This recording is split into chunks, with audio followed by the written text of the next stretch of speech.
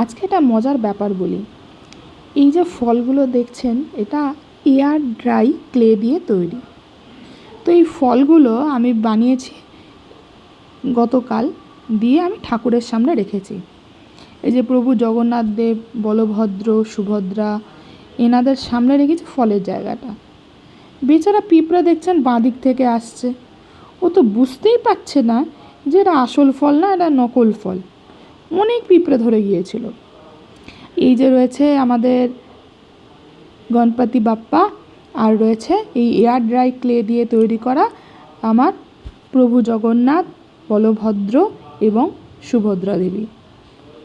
আর এই যে রয়েছে পাশে দেখছেন ডান দিকে একটি গণেশ, এটি আমার বন্ধু প্রিয়াঙ্কার দেয়া।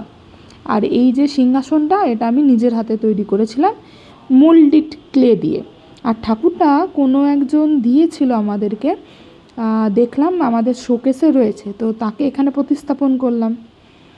আর এই যে পরপর 6জন বাজনারত গণেশ রয়েছেন, তারা তো এক একজন এক একটা বাদ্যযন্ত্র বাজাচ্ছেন। এটা আমাদের চামড়াইলে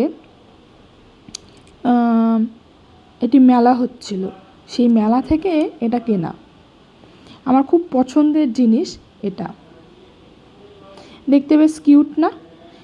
কেউ ঢোল বাজাচ্ছে, কেউ বাঁশি বাজাচ্ছেন, কেউ হারমোনিয়াম বাজাচ্ছেন।